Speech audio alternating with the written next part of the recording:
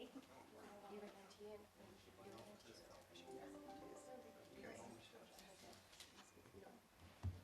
so when we're done with this meeting, we push that button.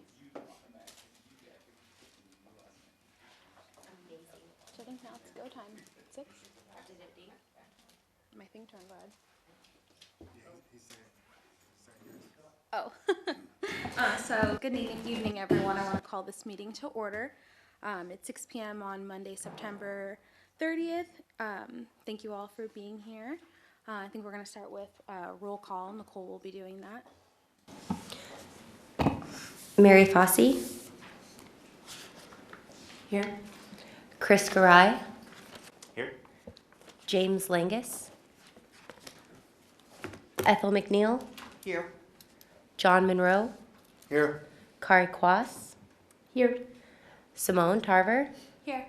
Benjamin Young. Here. Julius Wilson. Here. Thank you. Okay, so our next thing, we're going to approve the minutes from our last meeting. I move to approve them as they are. Second. Okay, so everyone in favor of approving the minutes as they are? Raise your hand. Anyone opposed? Okay, motion passes. And then our next item, we're gonna have a time every meeting for comments from the chair and the vice chair. And so, as I mentioned before, thank you everyone for being here.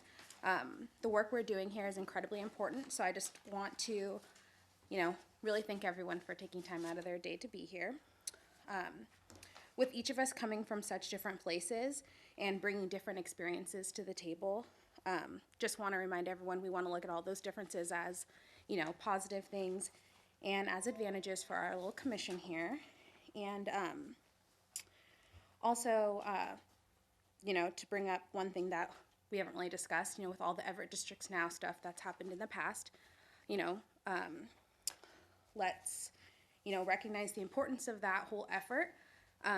But as we're moving forward, let's all kind of try and work together, look at the information that we receive and kind of make our decisions based on that. Sorry, I'm a little nervous. So other than that, Chris is going to talk a little bit more about that, and then I'll finish up with something else. Yeah, I think you said it nicely. I think we've got a really interesting group of people here that I think in a way kind of as a microcosm of. Yeah, yeah. Just wanted to piggyback on that. We have I find a really interesting group of people that I'm enjoying getting to know, and a lot of different backgrounds. I think that in a way it's a kind of a microcosm of Everett and maybe the country in certain ways, and we're not always going to agree on things. There's always going to be some passionate things. We've had a few bumps in the road to start, but I think we've come out of it pretty well, and we have a great team now. We've got our 9th member, and I think, as you mentioned, just if we just remain focused on keeping in mind that we all have our hearts in the right place. We've all got some different opinions, and if we're communicating respectfully with each other, I think we're positioned really well to get this done. As far as the outside influences, I think that hopefully goes without saying. I know there's been some contact from outside groups, and hopefully everyone comes here with a very independent and open mind without specific agendas. So that's pretty much it. Thank you, Chris. And then my one other thing is one important factor for us to be really successful on our commission is that we're all here. So I appreciate that everyone's here tonight, but moving forward, we should all do our best to be here for every meeting. And, as the time goes, if it comes up that multiple people are going to be out, we can always reschedule. We talked to Nicole about it. In order for us to, be successful with such great minds around the table, we really need everyone to be here. So just, putting that out there. But thank you, and that's the end of my comments. So now we'll move on to item 1, the OpenGov 101 presentation. Okay. Well, thank you all for being here. My name is Ramsey Rammerman. I'm in the city attorney's office here, and I assist the city with a variety of things, including open government compliance. And so We're going to go through a short presentation which has been tailored to this type of group, commissions, and boards, highlighting both in the Public Records Act and the Open Public Meetings Act the points that I think that you guys need to know, the most likely to be relevant to your work. So starting off, though, I always start off with a couple statements that come from the intent sections in both of these laws.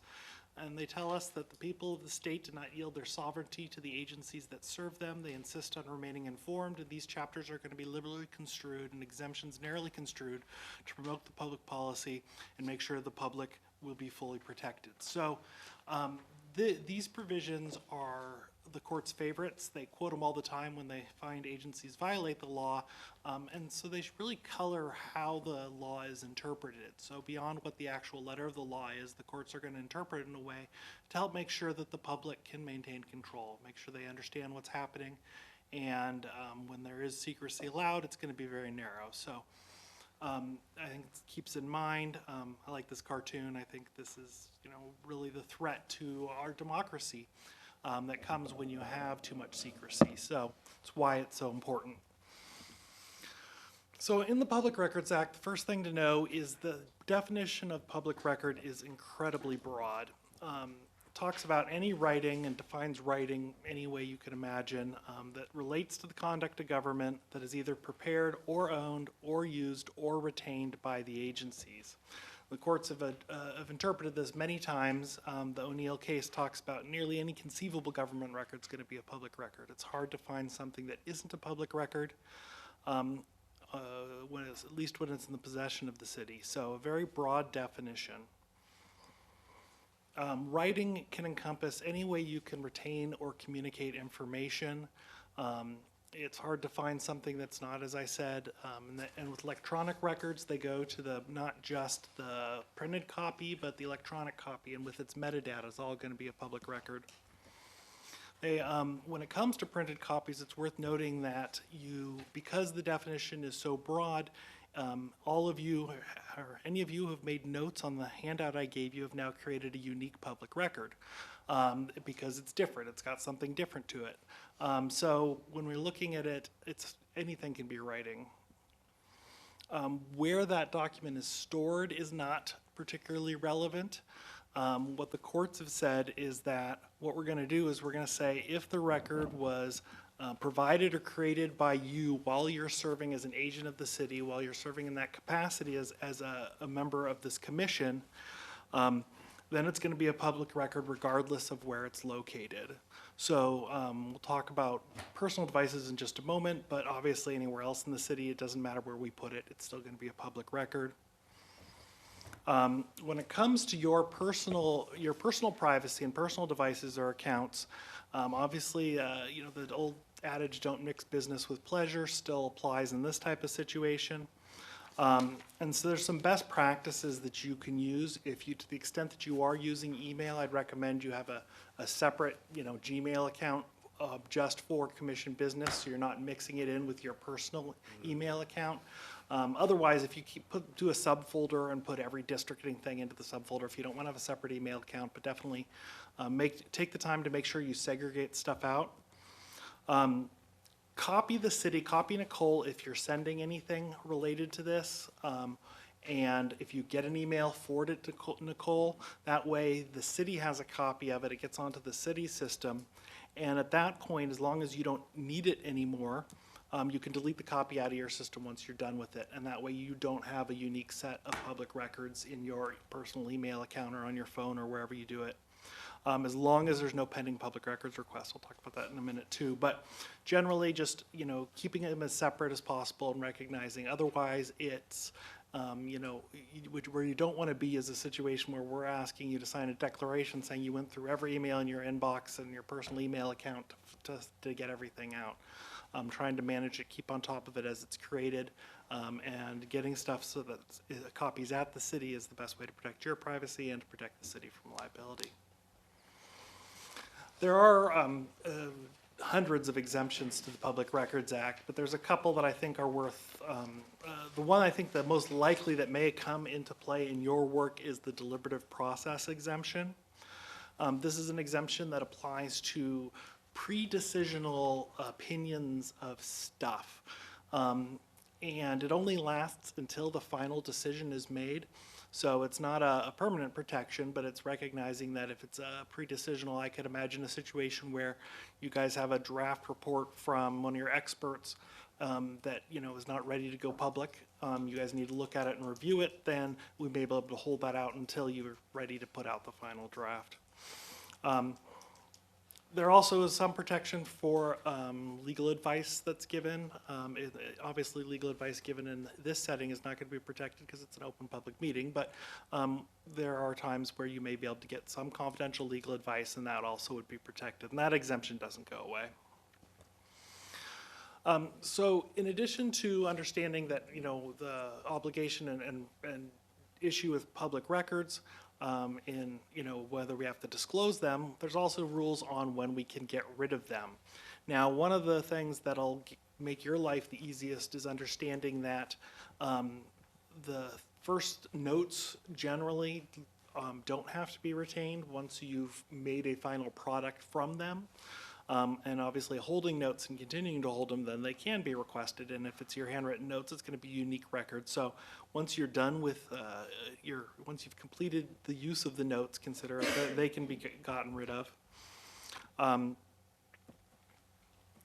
Other records in general, as long as the city has a copy of it, then you aren't going to have to retain a copy, as I mentioned with emails, but that goes with any other records too. So if you're creating or come in possession of unique documents, the best thing is to get it to the city, and then once you're done with it, you can get rid of it.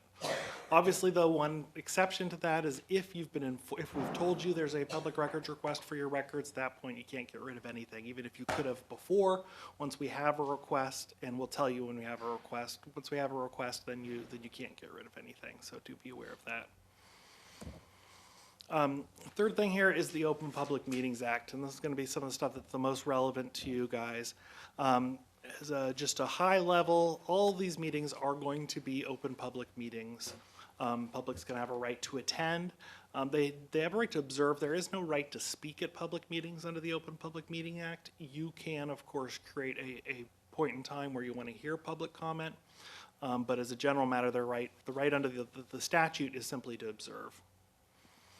Now, what is a meeting is obviously very important, and the court has a very broad definition of the statute has a very broad definition of meeting. It says anytime there's a majority of the commission and then action takes place. And we'll talk about the meaning of action, but it's important to know that it isn't just final action, it's any action.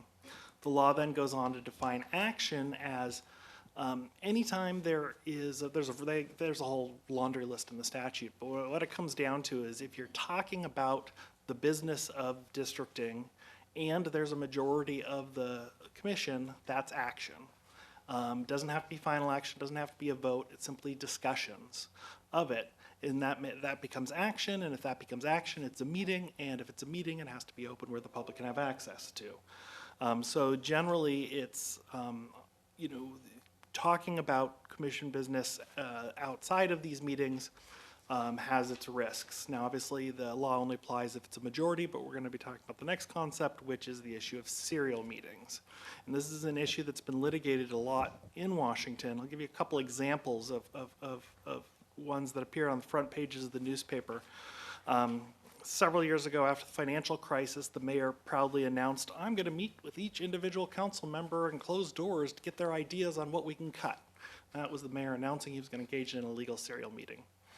The Yakima case is interesting. This is one where a private person had gone to a majority of the city council to get them all to agree on something, and then they walked into the meeting and it was agreed.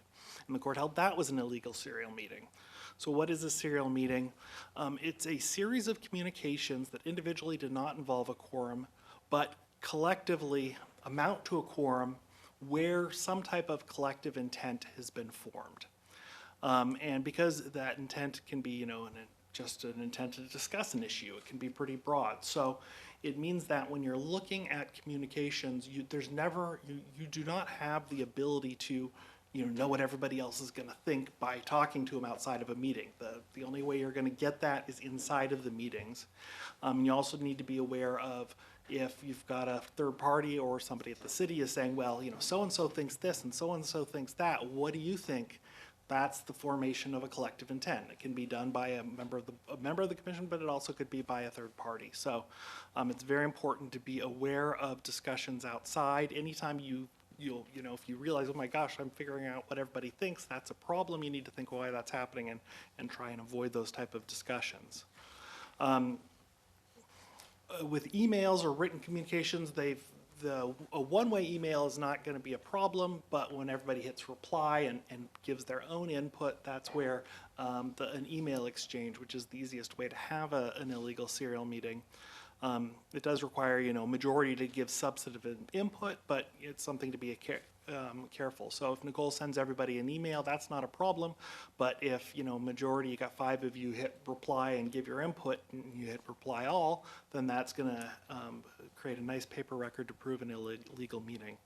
But it can happen to any type of exchanges. It can be through phone trees. It can be, just a series of discussions, email exchanges, some staff facilitating discussions. Even comments on social networks can be a problem. If you've got, if it's something on the Herald and a majority of you all input talking, see the other comments, and that could be an illegal discussion. It can happen anywhere. So it's definitely important to be cautious of having discussions outside. It doesn't mean that you can't have them. You just have to be making sure you're not involving a majority, even in a serial fashion. So there are some things that can be done outside of the public eye. This is executive session. I'm not sure if you guys will ever have an executive session, but if you do, most likely it's going to be to discuss confidential legal advice. There's specific rules that that Nicole or someone here will take care of as far as announcements and stuff. But when you do go into executive session, it's important to know that it is for discussing only. It is not for deciding. You can't do a straw vote. It's not to get a sense of where everybody's at so you know which decision you want to make. It's merely to intake the legal information if you have questions about it or whatever, but there can't be any type of voting. And obviously what you learn in executive session is confidential outside of it. So what happens if if the Open Public Meeting Act is violated? There's a series of consequences in the law. The first thing is that if there's been a violation, it can result in a declaration that the entire action is void. And obviously, you guys are doing important work here, that could be really bad. It is for elected officials, the most common way it's enforced is actually through recall. You can lose your seat, and that's in Washington, we have dozens of cases where the Open Public Meeting Act violations have served the basis as recall claims. There is a financial penalty for you individually, but only if you knowingly violate the law. That requires you to not just act knowingly, but to know you are violating the law. So if the city attorney says you are okay and they're ultimately wrong, you're not going to have any financial penalty. It's only if you know what you did was wrong. I don't even know if there's a single opinion where they've actually imposed these penalties. It's very uncommon because it is this higher mental state of actually knowing you're violating the law. But let's put it out there. The most important thing, though, really is that these violations undermine public trust. Open government laws, as I look at them, are fabulous tools. They allow us to go to the public and say, trust us, but verify. And when you do it right and you embrace it, you can actually mint public trust. Trust is the coin of the realm. But when you violate the law, even if it's unintentional, it starts to undermine that public trust. I don't know if you can see this image. That was from a recall campaign that I had unfortunately was involved in slightly. But that was the flyer they sent out. It just looks bad. You can see it just undermines trust. And in that case, it was a fight between two factions on a city council. And the next series of elections, everybody got voted out, even not just the people who violated the law. The city was just disgusted with the whole council. So it really does undermine that public trust. It's really important on that. So that's why we take the time in the law. And so when we look at it, again, what do we want out of our government? I like this cartoon. We don't want that. We want to be able to know what's going on. That's why we have these laws. Things can look bad, even if it isn't bad. And so when I look at this, because it's all about public trust, it's worth noting that public perception is as important as actually strict compliance. If the public doesn't think you're complying with the law, even if you are, you're not going to be able to build that trust. You're going to hurt that trust. So look at things not just what is the letter of the law, but also how things perceive. So again, if you guys, I don't know how many executive sessions you'll have, but too many, erodes public trust. When the council comes out of executive session and votes without any discussion, that looks like they made a decision behind bad doors, behind closed doors. Social gatherings, when you have a majority, that can actually turn into a meeting, but it also looks bad. There's other ways. You guys aren't going to take retreats out of the jurisdiction, but all of it just is understanding that this is about public trust, and so we encourage you to embrace both the letter of the law, but also the spirit of the law. And so if you guys have further questions, we can contact through the city attorney's office. I can answer more specific things. If you have any questions now, obviously, I'm happy to answer them. But I just encourage you guys to embrace the transparency and understand that even when it has, it makes things a little more complicated sometimes, ultimately, and especially for this project, which is all about trying to get the public involved.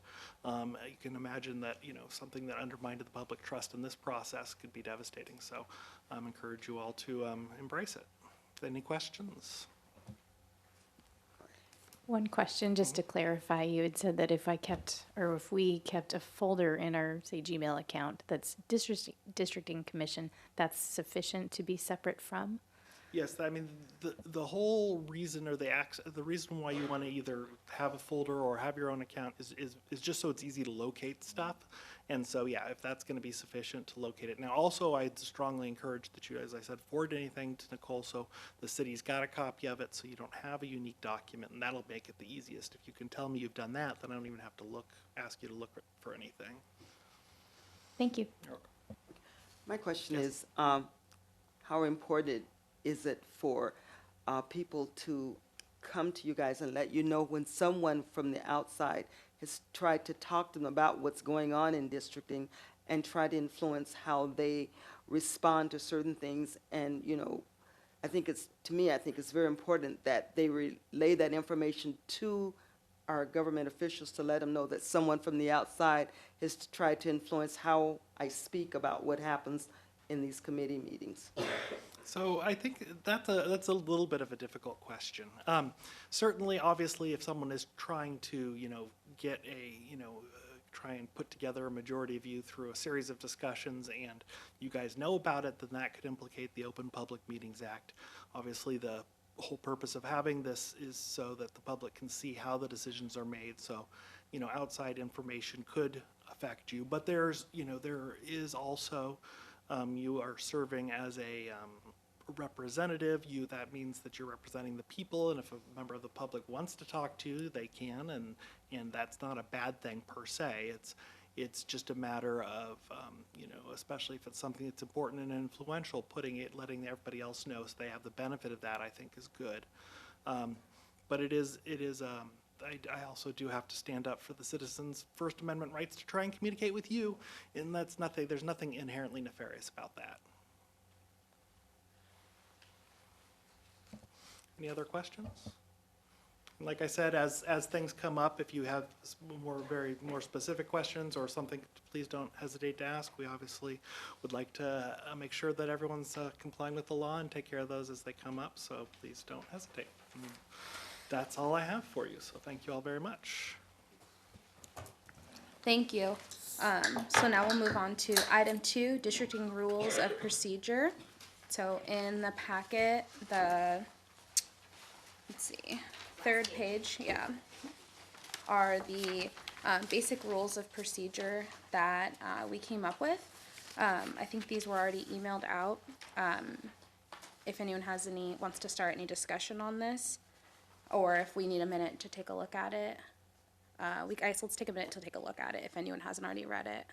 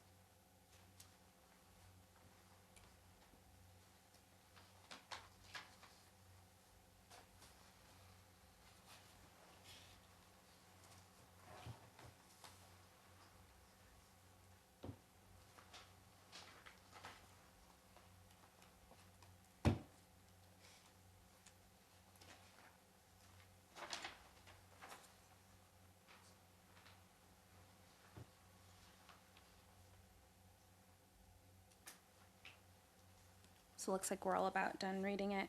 I think our main goal with this is just to, give us some loose guidelines to go by. I personally am not going to, harass anyone if any of these rules are broken. It's just, aiming for us all to kind of have a framework for how we're gonna kind of respectfully go through these, conversations that we're gonna have.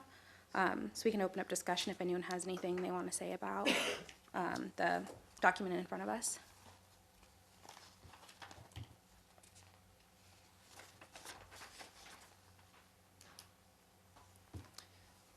We had discussed the possibility of facilitating if someone can't make a meeting. Do we want to have any discussion or agreement on that, or is that going to be handled on a case-by-case basis? For example, like a proxy or? I have some. I did go talk to legal about that, and given the what somebody can provide if they're not going to be here is like their written thoughts about it. But if they're not there for the discussion, then they can't vote because that doesn't allow them to change their mind or participate or become part of what's happening. But we can read their thoughts. I did talk to legal about the opportunity to have, somebody like remote voting in. But that got too kind of complicated with the technology that we have. And then how do we know that the person is, presently paying attention and things like that. And so my recommendation is that if somebody can't make it and they feel passionately about something, they can ask one of the other members or myself to read a statement on their behalf, but they aren't able to vote. And so if we don't have 5 people to attend a meeting, then we cancel and reschedule. But it's, of course, up to you guys.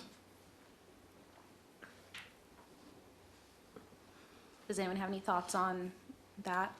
I mean, like I mentioned earlier, it's important for everyone to be here as often as they can. And if, once we have the agenda out, if it looks like multiple people are going to be out, then we can work on rescheduling it instead of having meetings where we have less than a quorum because we can't make any action and, we wouldn't have everyone here to participate.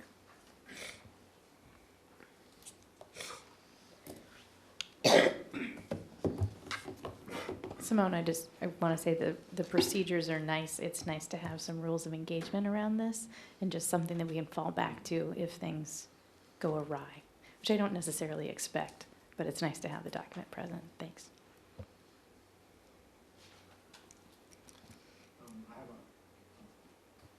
I think I think it's called a proposal. Like it's with this, it's foundation to where we have it. A lot of American Native Indians, they think when they set up like ideas for how they're gonna guide their tribe, they always ask how would this affect the children. And so I think when we do votes and things like that, we should always, if we could put it in there, so if you guys can have it to where, like let's say I have an idea on how we should guide it, and you guys ask me how will this affect the children. I think that would be a good foundation, So how my mind's, going, has always been going towards the future of Everett.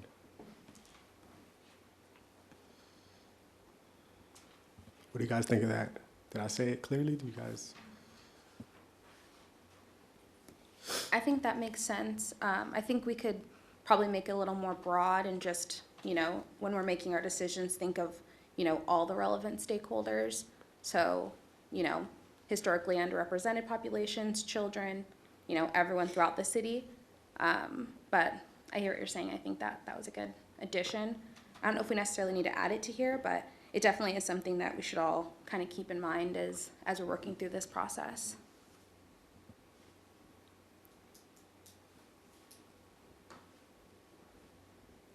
So, okay. I was just going to say, that sounds like a visioning statement to me, kind of a lofty thought around it that we can have, but it doesn't need to necessarily be in the rules, but I like where you're coming from.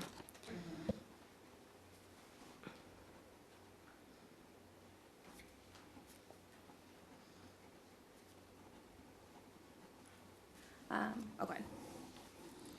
So I'm making a motion to adopt the districting rules as proposed. Second? Okay, all in favor, raise your hand. All opposed? Okay, perfect, so we'll pass them as written.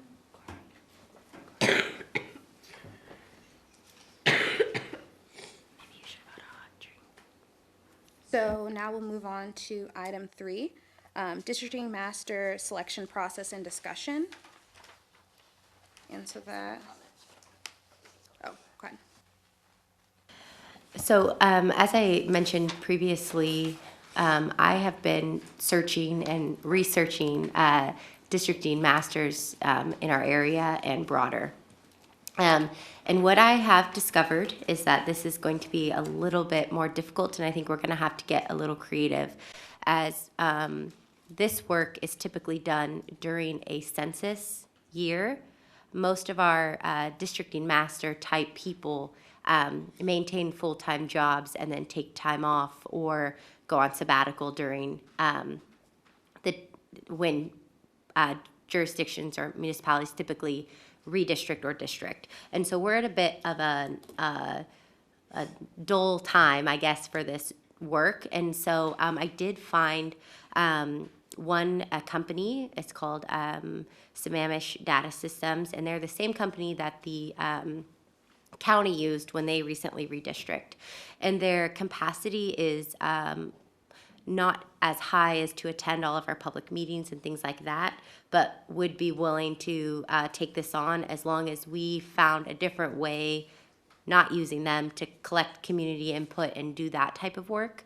However you guys want to do that, if you want to do that, you know, whatever that means to you. So I just wanted to kind of put that out there, that as we go through this conversation, we need to be a little bit more creative in what this work is going to look like, because we don't have a lot of options that I personally have found, and I encourage you all to do more research. Jamie and I are like page 76 of Google at this point, and so I feel a little defeated, so bring forward any suggestions that you might have. And I agree with everything Nicole said. I tried to do some Googling, and I tried to look up other places that have done districting locally, and we even looked like Washington, California, Oregon, over to Idaho, and there just really aren't a lot of people that specifically do this work.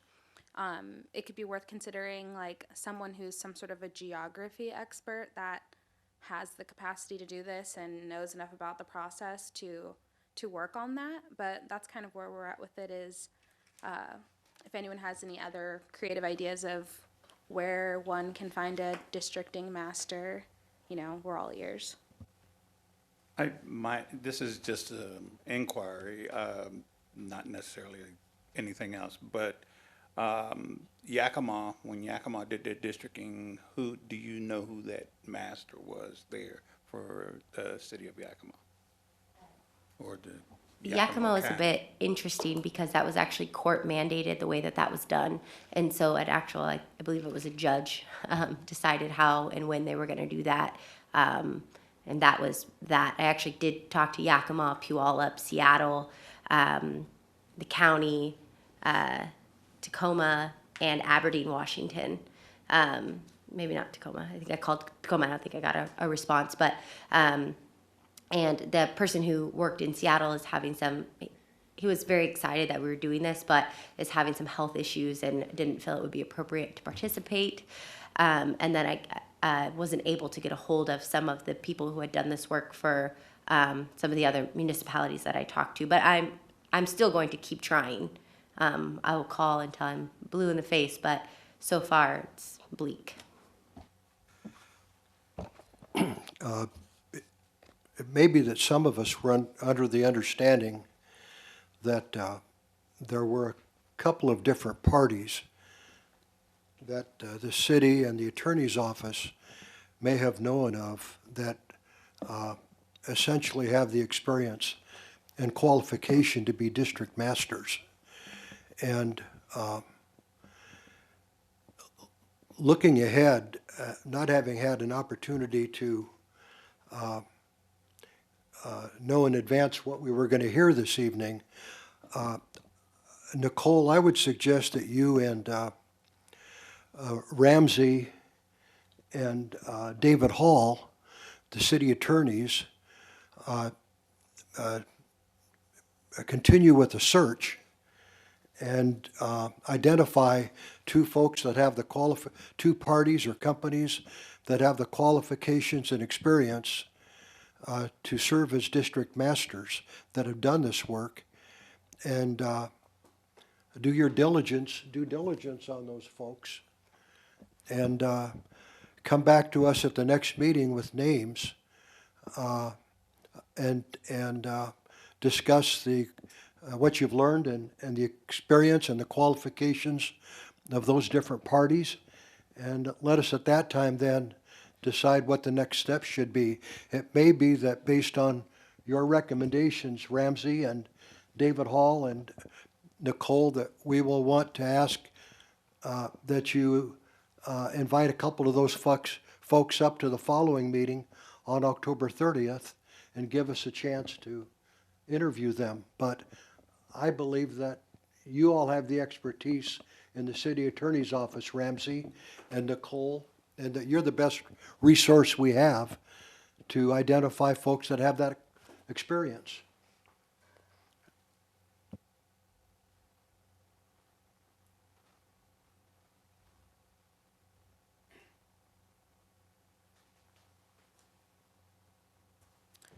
Does anyone else have any thoughts on this process or any suggestions of people? Yeah, I feel like I'm hearing that they're saying that, but they're also asking if we have ideas and can contribute in a way. It doesn't necessarily mean that that would be the person we chose, but I think they're trying hard and looking for extra help. So I think that's what I heard anyway. So, and I'm willing to do that. I'll just for myself, I'll certainly see what I can do personally to get some other opportunities or candidates.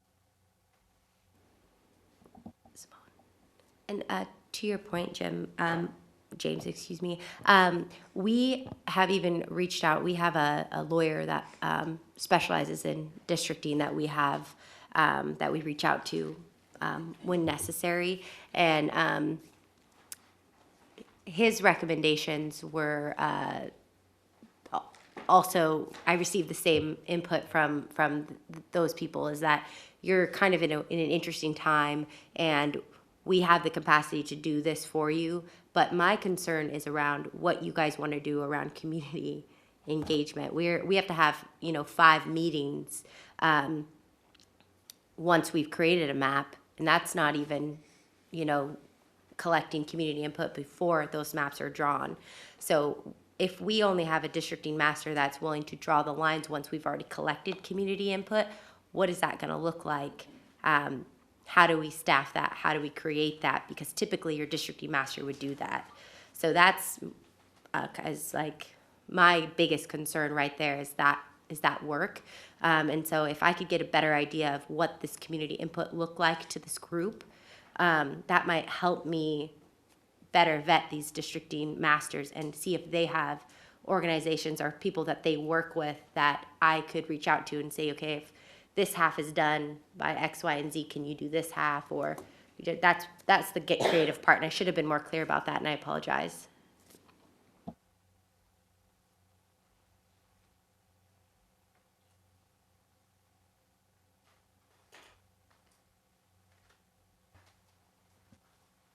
Question, Nicole, when you say typically implies that you do have some baseline, I guess, on how this would work in other cases. Can you talk about some of the qualifications, I guess even just for me personally, if I'm going to think on this, what are some of the things? We've talked a lot about geography, but in my mind it goes a lot beyond that. We've talked a little bit about census and data. We've touched on this, I think, in prior meetings, but can you offer any other, I guess, what you are considering the qualifications that would be necessary or most relevant? Absolutely. And so geography, as you mentioned, and then in our memorandum, it says qualified education. And so it's left up to interpretation of staff or the commission very heavily.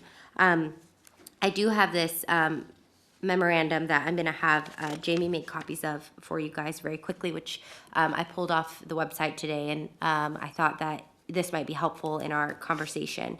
But it talks about kind of, the RCWs, the district plan, and what that could look like. But as far as the city is concerned, is necessary education, which is up for us to decide.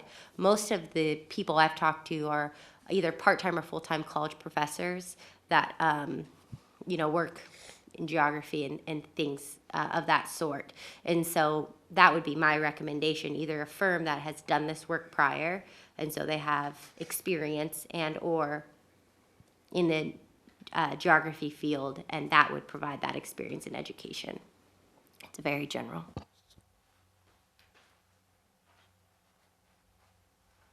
So geography being one of the criterion, but I know that we are also very concerned, when you talk about someone coming from the outside that pretty much does not know the city of Everett, you also have to factor in the integrity of the neighborhood so that you don't break up neighborhoods.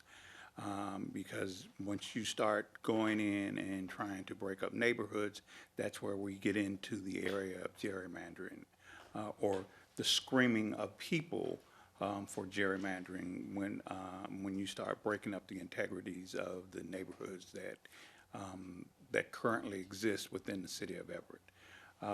And that would be one of the major concerns or primary concerns that I would have in trying to do it, because sheer numbers, if we looked at sheer numbers, we would be easy, it's fairly easy, well, not fairly easy, it would be easier to just draw lines and say there are 25,000 people here, 25,000 people here, 25,000 people here, and boom, we're done.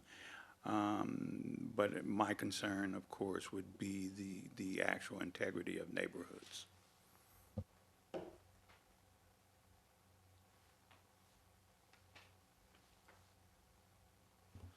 I think one of the ideas to get the public informed about what we're doing, about breaking them up, is if we were to contact or inform the schools, like the college, so people that go to college, they have kids, things like that, because it's going to separate, it could separate the school districts, like what schools the kids can go to, their friends, relationships, things like that, to my understanding.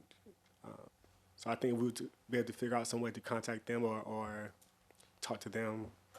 It's an idea. I just want to clarify that point, Julius, which is a good point, that we could be separating neighborhoods. But when we're talking about these districts, we're just strictly talking about voting districts.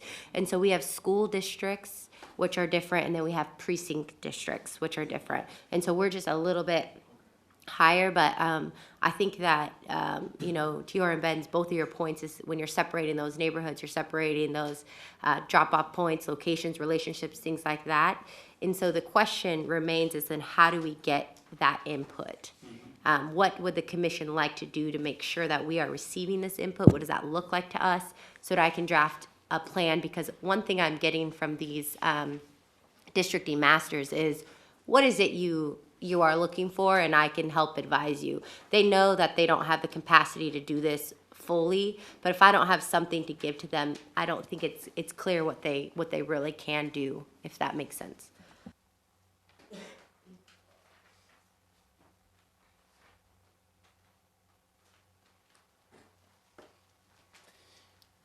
Are there any, with respect to community engagement, are there any legal components to that we need to consider? Like, for example, if we chose to take on that responsibility, if Simone or someone here wanted to, say, lead those community meetings, are there any requirements around that we need to consider to avoid this being challenged?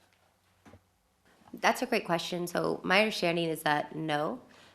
We would need to, of course, promote it as much as we can, make sure that we're not holding tight certain areas, but there are 5 meetings that are required once the maps are drawn, and those are the only required meetings. Ramsey has something different to say. We'll refer to the expert. No, I just be aware that if you guys are involved in getting the community output, then there are Open Public Meetings Act implications. It applies to group discussions. It also applies to the taking of testimony. So it's not particularly difficult. We just simply need to note them up and do all the notice stuff for them. But if you guys are involved in running those meetings, they're probably going to be open public meetings, and we just need to be aware of some of the mechanics of the statute. Yes.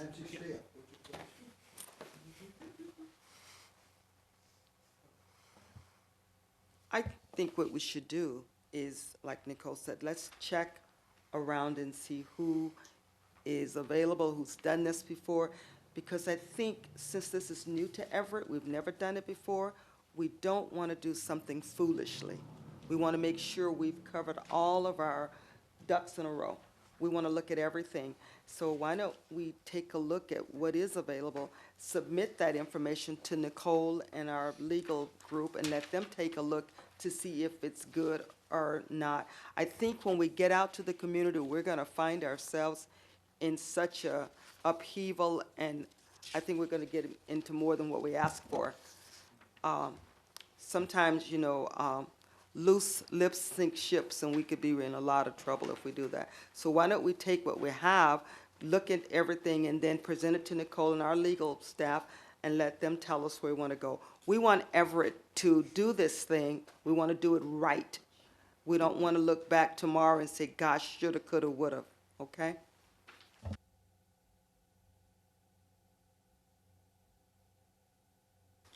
Thank you, Ethel. Does anyone else have any other comments or thoughts? The document that Jamie just put in front of you, there's two, and I will put these on the website, so anyone watching at home will have access to these. And these are my note drafts, so I'm sorry that they're not pretty. I just thought they would be helpful for this specific conversation, the way that we're going. So the City of Everett Legal Department drafted this District Commission for 2020 piece, the most recent document Jamie dropped in front of you. And if you read, there's appointing a district master, and under that on A is requirements for districting master, and that's where it gives that qualified by education, training, and experience. And that's what it says. And then the notice for public forums and meetings, and this is something that I believe I emailed out to you guys early on, but it's been you know, a month and a half now, so I don't expect you to have this memorized or even on the front of your mind. But it breaks down what we're required to do, but that might not necessarily be all that the commission wants to do. And so I'm trying to understand what outside of this scope for public meetings you're interested in doing. How much public input are we trying to get before the map is drawn, and roughly what does that look like, so I can draft what time that's going to look like around it. You know, to your point, Ethel, there might be a lot of input, but we have staff that we can collect that. It's just, how do you want to collect that? I'll be the first to acknowledge that I really am not certain what the right roadmap.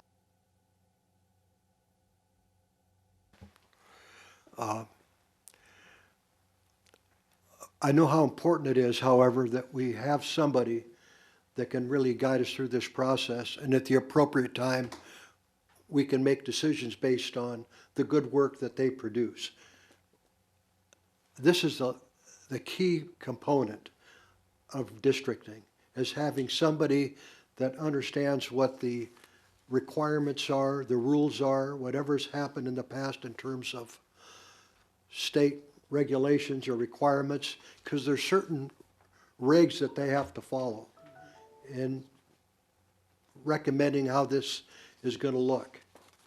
And Ramsey, if you could take this up with David and Nicole and come back next meeting and share kind of the next steps as you all see them. Again, I'm real comfortable with you all vetting potential parties that could be the district masters and coming back and telling us why. Because I know there's folks that do this for a living. They're experts. I'm surprised we haven't been able to identify them as of this date. I think from what Nicole is saying is that part of the process is, the way you do the community engagement, there's the not fixed rules. It's, you can have so much of it or so little of it. And I think what she's looking for, what she heard from the special master she spoke to, saying that, I need to know what you guys are wanting that community input to look like in order for me if I'm speaking as the expert on that, I need that information from the city first to know how I can figure out how I'm going to help you, because there's probably some best practices on what getting community input is, but I think also there's a big amount of that is really what you guys we're looking to you to come up with how much community engagement to it. We have 5 meetings, we have some parameters of it, but are we looking for that community input to give us, details about what the schools are like in the area? So do we want to take that in, or whatever else? I mean, I think, is that right, Nicole, and what you're looking for? Yes, thank you for clarifying that. It's not mandated how much community input we need to, and I'm happy to provide recommendations of what I think based off the research I've done. Like I said, I've talked to, at least 10 other municipalities that have done this work, and they've all done it differently. My favorite example is in California. They had people submit maps. So they drew out maps that had populations of each neighborhood, or north, central, south, and they told people about X amount of people need to be in each district. What does that look like to you? And they collected them. We looked at them. They submitted those to the district dean master, who took that input as they created those lines. I thought that was a really cool way. Other places had community forums where they had people come through and facilitate conversations about when we draw these lines, what does that look like? And that information was documented and submitted. And a lot of times the district dean master participates in these community forums. And that's the piece I feel that we're going to be missing, is somebody who has capacity to also participate in these community forum or led conversations. So I'm curious what that looks like to you, so that I can give an example back and say, this is what we're looking for, and I'll know what pieces we are missing from the master. If that helps. Thinking about like how we could do community engagement, I think that we already have fairly effective neighborhood groups. I mean, some are much more active than others, but that could be a good place for us to start. And I don't know exactly what that would look like, but I know, like, I live in Bayside, and we had Everett District Style come and make their presentation in our meeting. It was probably about a 10-minute presentation, and I think that could help us to get the word out and kind of get other people kind of energized, and to kind of help us do that work. I mean, there's 19 neighborhood groups, but not all of them are active. Some meet together, so it might be a little bit of a lift. But if each of us was willing to, commit to at least going to, whenever we do this outreach, to going to our own neighborhood's meeting, and then there'd probably be a handful left after that. But I think something like a community forum, like larger community forums down the road, would also be helpful. But utilizing those neighborhood groups seems like kind of low-hanging fruit, something that, already exists. These are people that are already engaged. Just helping them kind of stay in the loop on what we're up to. Does anyone have any thoughts? Could you remind us when that 90-day deadline is, Nicole? I believe we have 72 days left. So what's the specific date? I have to count out 72 days, sorry.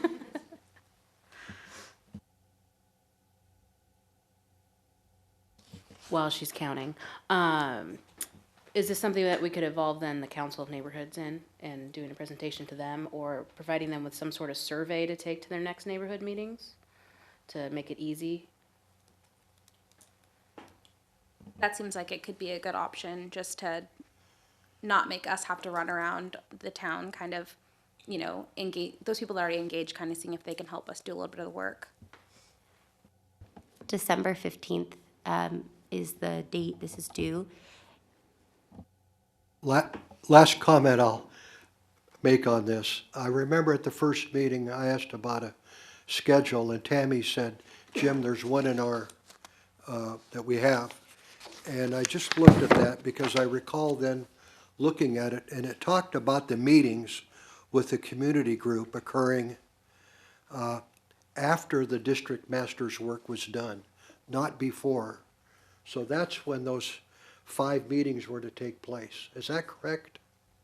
So I want to point out here that I think that some of the comments or the things that were said in that original timeline were actually before this commission took actually set forth. So those things were not etched in stone, and that it has to be an agreement from this commission, this body, that says this is how we're going to do it, not what someone else had previously drawn up. If I could be mistaken on that, but I believe that that's actually Was the way that it's supposed to draft, be. well then, Ben, was that But draft? I think you're correct in that draft. I'm not disputing that. I'm saying that some of the changes that this body may want to alter, they have that option of doing it. Is not something that that somebody else is telling us, dictating to us what we must do, because if that's what they're going to do, they really don't need us. So you're both correct here. So the 5 meetings that are mandated are meetings that happen after the map is drawn. So those are meetings, when you guys are done with what you're trying to do and you think you have it, we are obligated to have 5 community meetings. If you want community input before you draft your first map, that is something this commission needs to decide what that looks like. So the timeline that was drawn up originally for council to get things going that you all have a copy of was something that was created with the bare bones of what the commission needed to do to move forward. So if we need to take a step back and have a little bit of conversation around what's required versus what is your option and what other municipalities and areas have done, I'm happy to do that. I can figure out a way to squeeze that in a short amount of time in our next meeting, if that would help make things more clear for everyone. You just let me know what you need. I personally would like to have everyone, all the commissioners, to at least have an opportunity to go back and think about this, and then perhaps submit to Nicole or the chair, that Simone, that this is the direction that they individually would like to go to, so that we would have it all on the table at the next meeting, and then we can make a decision. We can make a decision, as opposed to let's just as opposed to just doing something because it's tonight is the night and we need to do something. So I would recommend that we table this until further input. I do like the idea of Nicole coming back and giving us that 5 or 10 minute conversation also. I'm not opposed to that. I'm really not opposed to anything that has actually been discussed tonight thus far. What's your perspective on this? I just was thinking that it seemed easy to get a districting master before. Reading the document, that was going to be an easy thing to do, that there are entities out there that did it. So if it's not easy, that puts things into a completely different place. So, I mean, I will fully say that September came and went for me, and I didn't look up districting master and did any search. So I'm glad that you have. Thank you. But if you're 76 pages into Google, what do we do then? I may know people that know GIS, so Geographic Information Systems, because I work with people that work with maps all the time. But do the people that I work with at Selmish Conservation District do this type of map, and what would that look like? But could they find somebody? So that's maybe the creative that you're talking about. As far as the neighborhoods go, they are easy hanging fruit. I would question legal whether or not, if I went to my own group and said that seems off. So that would have to be very clearly defined, who could come, who could speak, and what was said, I think, just so that we are protected. But certainly, I'm happy I had Everett Districts Now at my meeting as well, so, for Northwest. So that would be, I guess, my clarification. So, if you attended a neighborhood meeting in your capacity as a citizen, that's fine. But if you're there as a representative of this commission, then we should go through a few hoops to make sure it's noted right under the Open Public Meetings Act, if the purpose is there to get testimony and such. So, that would be, does that answer your question? Okay. We would also want to staff you at any meeting that you attended to make sure that we, as staff, fully capture, because it's a lot to facilitate a conversation and also document things, and we don't want any stone left unturned, if you will. I'm a huge fan of having written materials or surveys or things like that that already have that all kind of put down on paper, so you don't really have to address the public speaking side of things. And since we do have a few neighborhood leaders actually on this commission, it makes it a little bit, I think, more complicated for us to bring it up at our neighborhood meetings.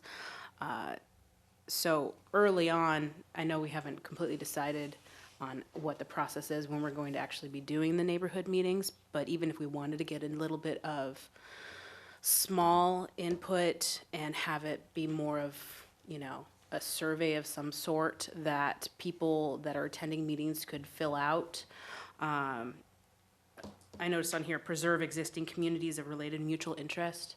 I'd really think it would be valuable to hear what our neighbors' ideas of related or important mutual interest would be, to help guide our districting master and maybe creating the initial map. But I look forward to what Nicole brings to the next meeting as far as information that she found out. And I'm curious on how far she would be looking. Would it be like generally the whole Pacific Northwest? Because you're kind of reaching pretty far. We're now into California. So we've gone through Washington, Oregon. We did a little bit in Idaho, but didn't find, it wasn't like a very good point of research, and now have shifted to Southern California. We're also, you know, I have a draft budget that you've all seen, and so as I'm going through and looking at these, I'm also considering what would it cost to fly somebody here multiple times? What would it cost to put them up in a hotel? You know, what are those costs affiliated with that? And I'm trying to be considerate of the budget, but also understanding that we need a districting master, and so I'm trying to be thoughtful in what I'm looking at. But at this point, I'm really looking at everything.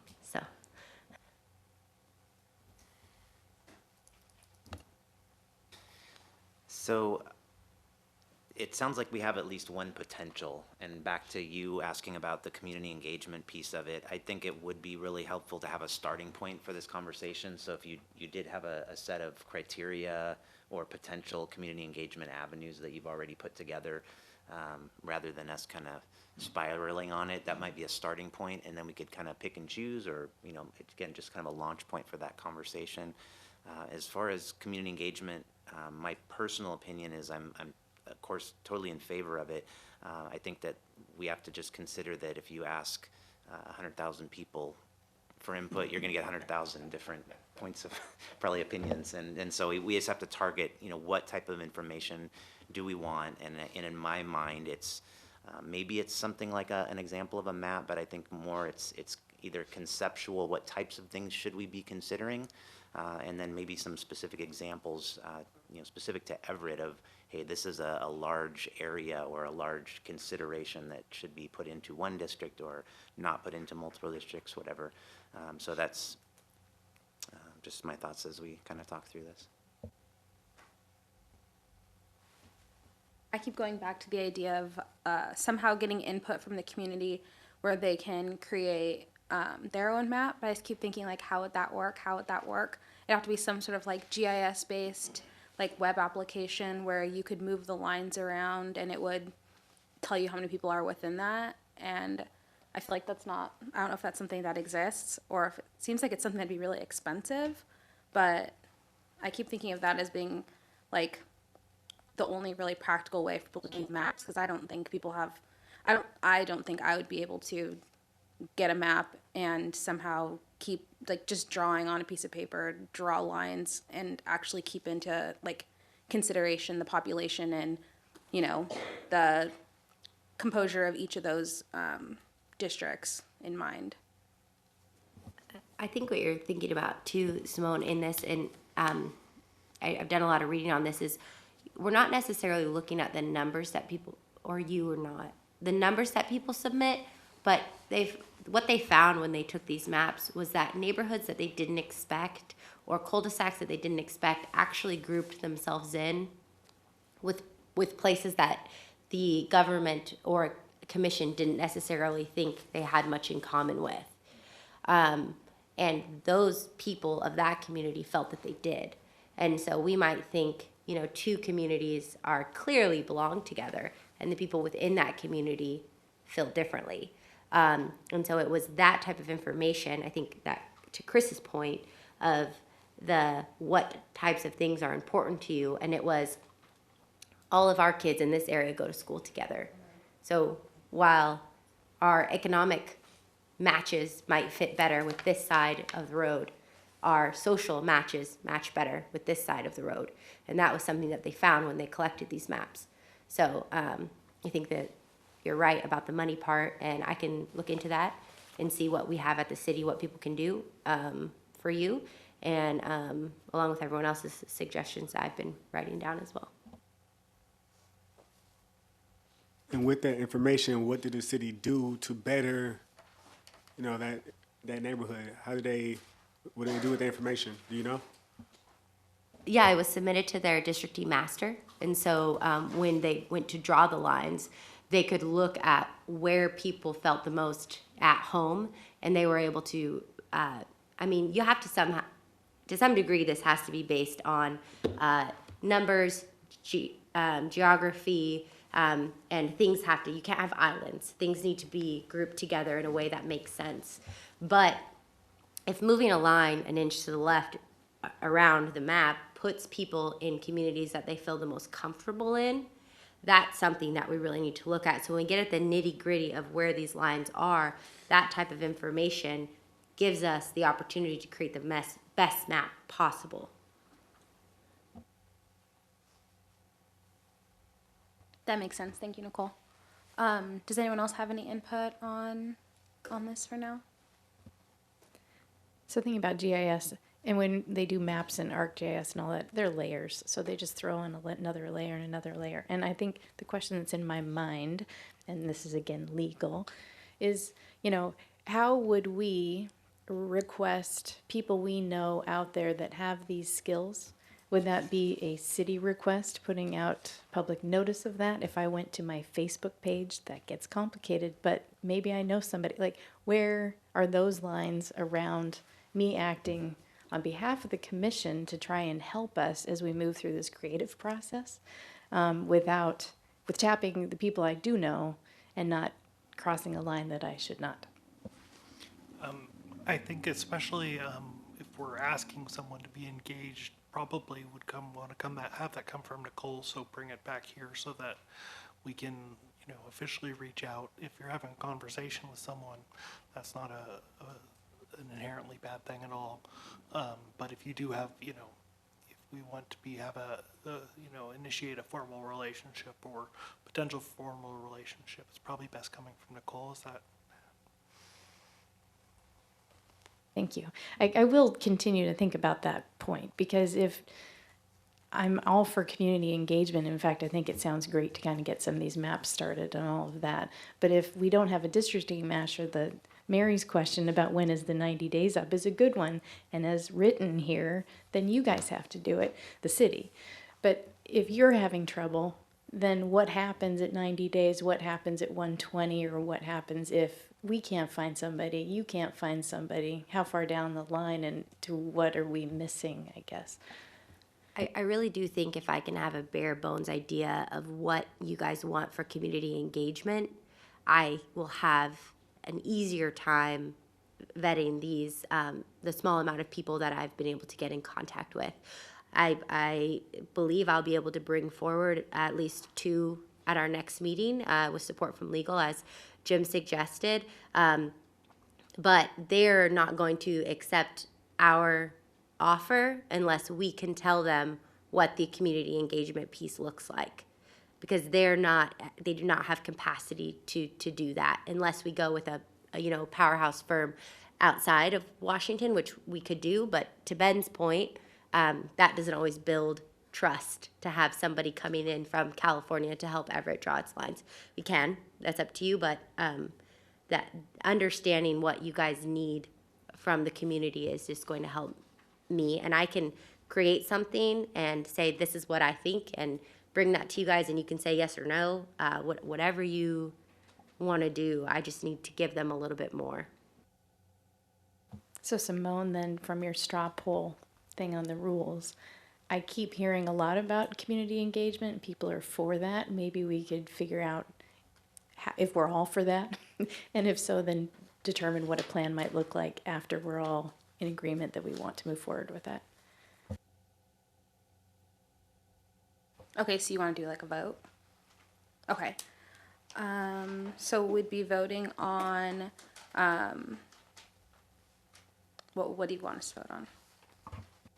I would propose that we vote to see how many members of the commission right now are for doing community engagement of some sort in order to get more information to provide to a districting master.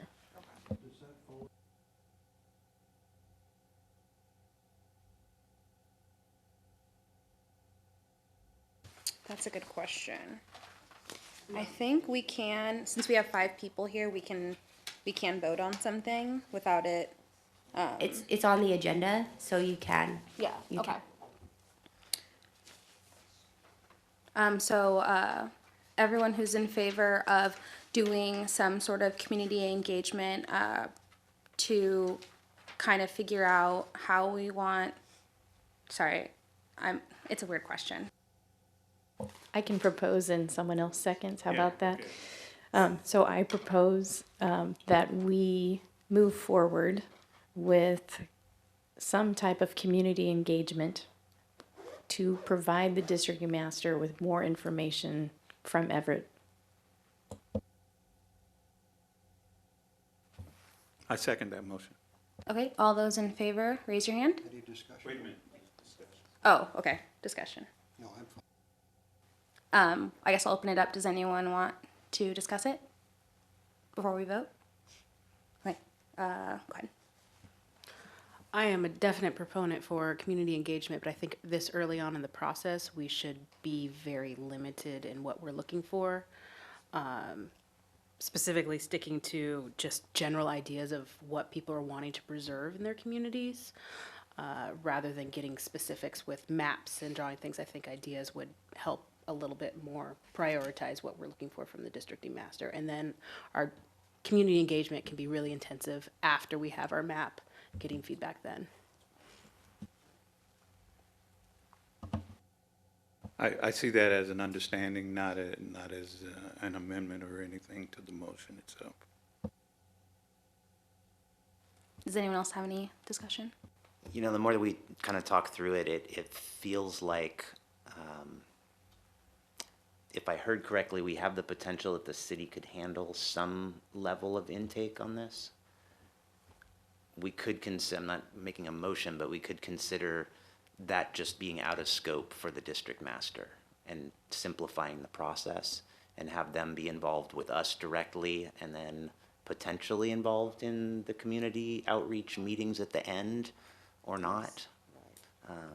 And that doesn't mean that we can't have a community engagement component of this, but the district master doesn't necessarily have to be involved with that. Just a thought. So can we, with the city's help, have like a hall or auditorium or something like that, and we get the message out to the people with the radio, television? I mean, it's the city, so we have abundance of help, access to things like that. So yeah, and then just tell them that what we're trying to do, meet us here at this time, and be recorded and everything like that, and talk about it, see what they want. Let's, ask some questions. You definitely have the ability to accept public comment at any meeting that we have. And then we also have capacity to create public meetings where we are going to collect certain input, as you just said. And that would just need to be, in advance. I am your staff for that. I have capacity to do that. I just need to make sure that it's, I can't pull something like that together in 3 or 6 weeks, but I can do it in, 6 to 8 weeks. Those are things that I can do, and we can start planning out now. I think if Chris's idea to just remove that from the scope and the commission takes on what the community engagement looks like, that could be enough for me to go back to a districting master and say there is just no community engagement for you. This is simply what we're looking for. That could help me as well. Although they are able to make recommendations on other people we could use to help with the community engagement based on what that looks like. So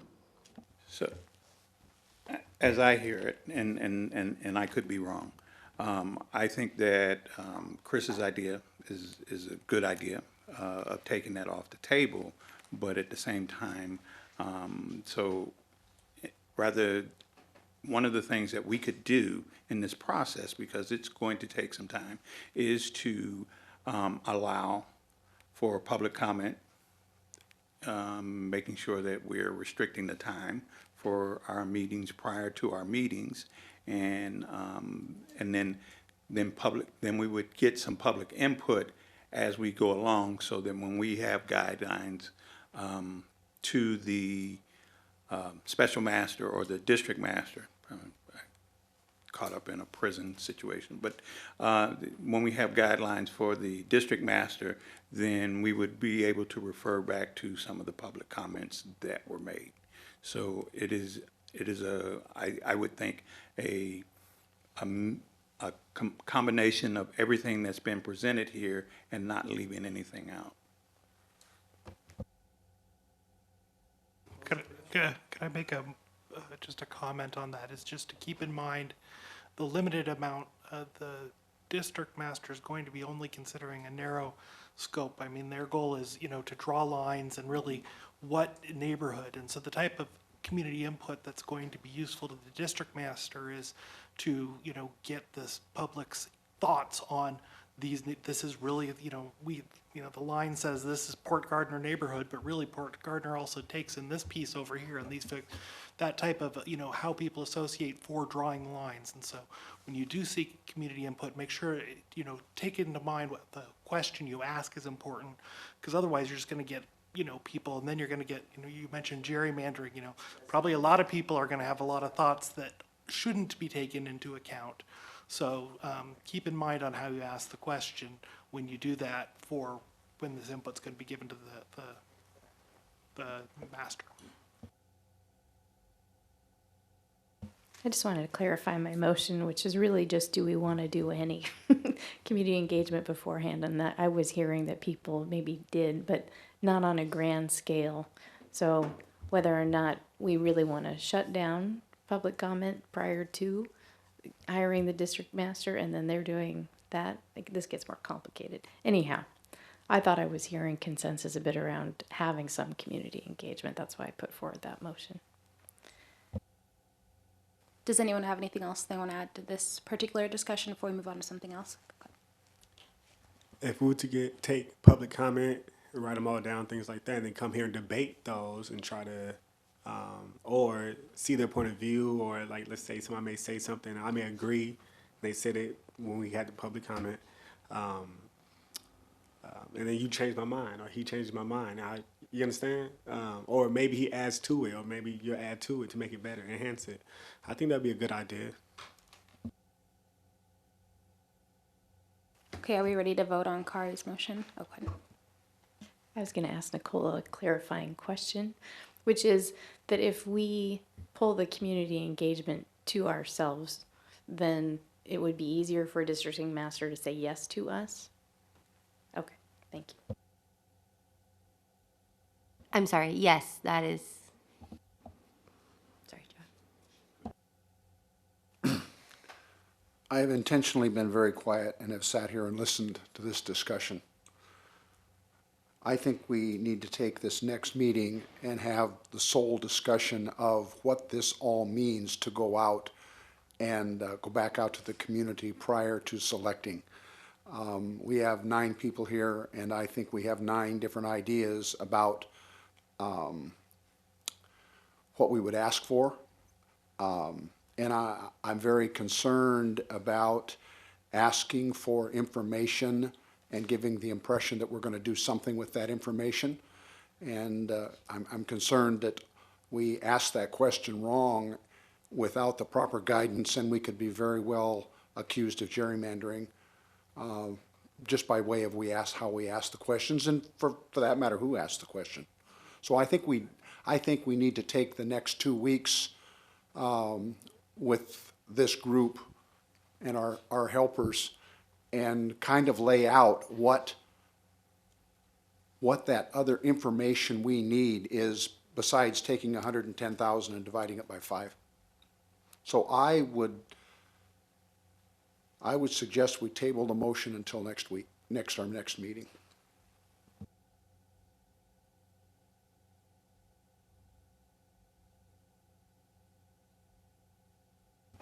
You can't, because there's a motion pending. There's a motion pending. You can't create a second motion without first resolving the first motion. I think the motion to table does take precedent because it's to table the pending motion. So you vote on the motion to table first, and then if it doesn't get tabled, then you vote on the motion.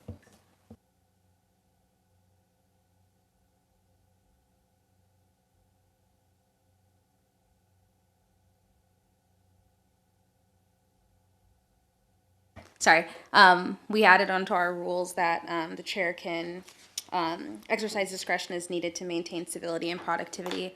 So I mean, it seems kind of like we have enough people that want to vote for us to table it. So I say let's vote to see if we want to table it and then go from there. So all in favor of tabling Kari's motion, please raise your hand. All opposed? Okay, so motion passes. We'll table that motion for now. So it seems like we're all, for the most part, in agreement that some sort of outreach will be necessary and that we do want to do that, but we kind of need to take a little bit more time to determine what that outreach looks like, how exactly we'll do it, and how that will fit into kind of our greater scheme, and what kind of information is going to be most valuable and most helpful to whoever we get as our districting master. And I think that'll help us to kind of give them that information as we're talking to whoever we're talking to be that position, to make sure we get someone who's going to be a good fit and be able to do what we need them to do. So for districting master selection process and discussion, I think we're probably okay to end the discussion if anyone else has anything to add. Go ahead. I just want people to be aware of timelines, though, because if you are going to be utilizing neighborhood meetings or council neighborhoods, we do only have 2 meetings left because they do not meet in December.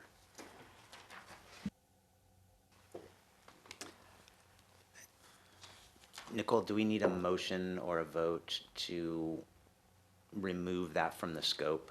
Because I think we could accomplish that, and I feel like I see heads nodding that we could move forward with some of the districting conversations, the district master conversations, without necessarily resolving the community engagement piece if we chose.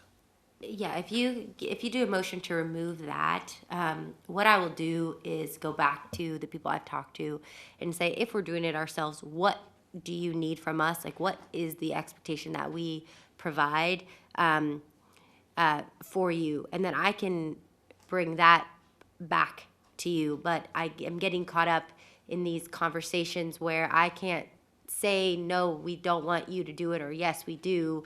And it's a very gray area. People don't like to give you quotes or answers for in that area, which I completely respect.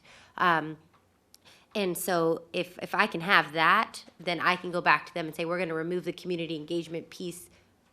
What is it you expect from us as far as information goes? representing you guys, I don't want to throw out hypotheticals and things like that. That's not my place, so. In removing the community engagement piece, that doesn't, I guess, preclude any changes that they make due to the community engagement feedback that we get in those 5 meetings or whatever else we do, correct? Like they would still make adjustments? Okay. So can we do a feel vote or whatever that is to see if anyone's strongly opposed to removing that from their scope formally? Okay, so we'll do a field vote to see how, if we're in favor of removing community engagement from the scope of work of our potential districting master. So please raise your hand if you're in favor of removing that from the scope. And this isn't our official vote, this is just going to be our field vote. So if you are okay with it or strongly agree, raise your hand. So this would be for, his motion is if we agree that we should remove the community engagement piece from the districting master's scope of work.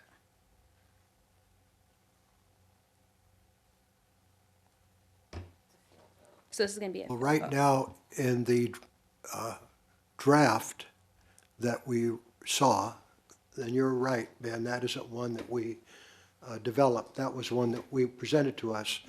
And that does call for significant participation by the district master with the public. And his conclusions that we agree on are going to be discussed with in 5 public meetings. So are you including that as well, or? No. No, not necessarily. I mean, it's up for us to decide. I think right now it's about the pre-work in my mind, and I feel like that's a huge kind of a roadblock to moving forward with this, with the limited number of candidates that we have.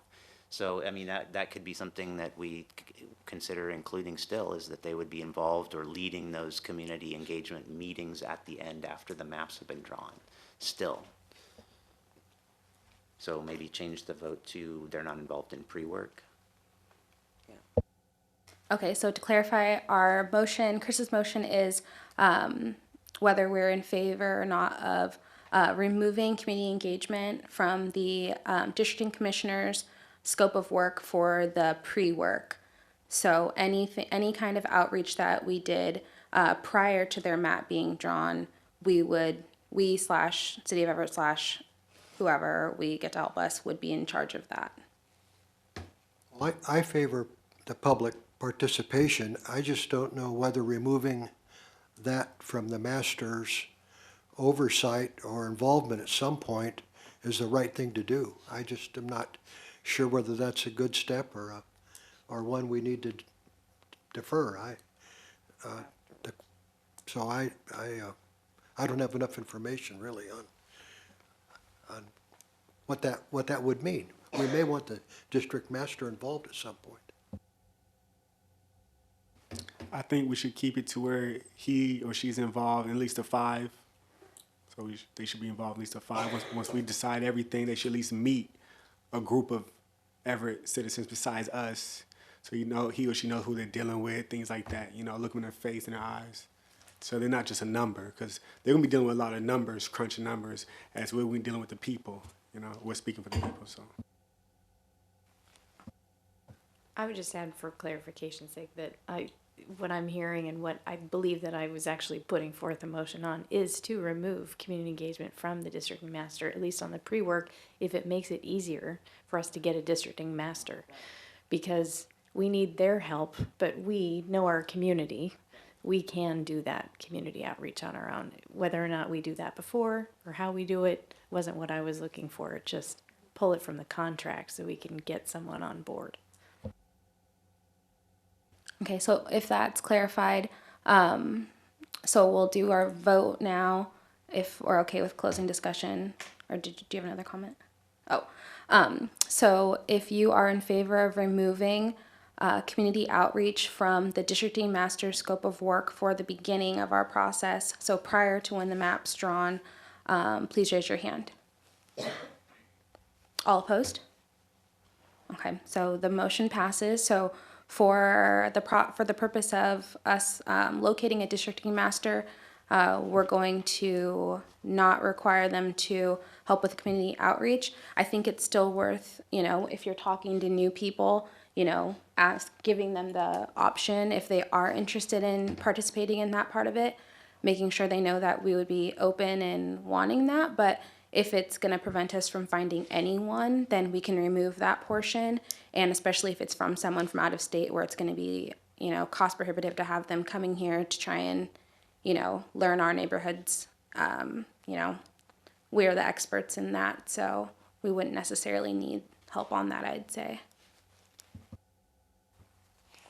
We can still settle for advice too on how to procure the correct information to provide them with that pre-map process. It's my understanding that we will always be giving the districting master, special master, districting master input from no matter what, whether we're calling it public input or just input from this commission itself. That's correct. We'll be working with whoever we find in Nicole, and then we'll be working with whoever we find, and how we'll do that outreach to them and how we'll work with them, we'll kind of figure out as we get someone, is my understanding. But for now, I think this is a good point to, at least help us try and locate someone. And like we talked about previously, if anyone has any suggestions, feel free to send it to Nicole and to myself, and I'll try and look up anything that I can think of. Like we said, it's a very oddly specific, amount of requirements, but I think with the connections of everyone around this table, it wouldn't surprise me if we didn't find someone that we just didn't, that doesn't typically do this work but would be willing to. So I think we can end discussion on item 3. So 4, we just had a section for discussion items. So we just added a time if anyone had anything else that they wanted to bring up. We are running a little bit over right now, so just to be respectful of everyone's time, if you do have anything, let's just try and keep it brief. I saw that it was optional for public comment. I would encourage this body to at least have devote some time for public comment prior to our meeting itself, or prior to our discussions and deliberations itself, so that the public would feel that it was an open meeting and they would be encouraged to come. So since we don't have it on our agenda for this one, we can add it onto potentially add it onto the agenda for the next meeting to start adding that. But since we didn't have it on the agenda, well, I guess we could vote on it today if we wanted. Discussion items. In your rules, we'll bring them. Oh, okay, yeah. So we'll bring it up. We'll add it to the agenda for our next meeting to vote on what we're thinking for that. Does anyone else have any other discussion items or comments before we adjourn? Do we have a next meeting scheduled formally? That's a good question. I think we had October 14th, 2 weeks from now, held. Yeah, we have it held. 14th. October 14th. Do we think that that's still going to be a good date? We could, Monday, the 14th. Does that still work for everyone? Same here at 6 o'clock. You bring the cookies. You bring the cookies. You bring the cookies. Okay, so October 14th at 6, I think they'll send out notice. Did you want to say something?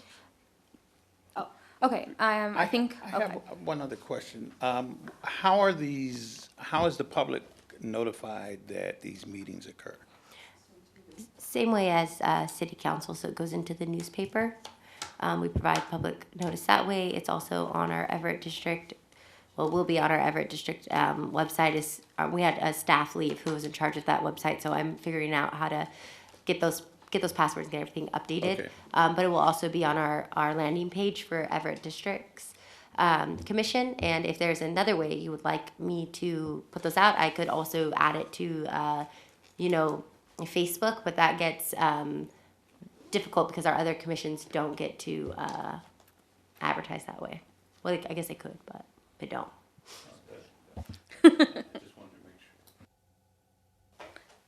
Okay, so if, does anyone else have any other comment? Okay, so I move to adjourn the meeting. Okay, we're adjourned. Adjourn.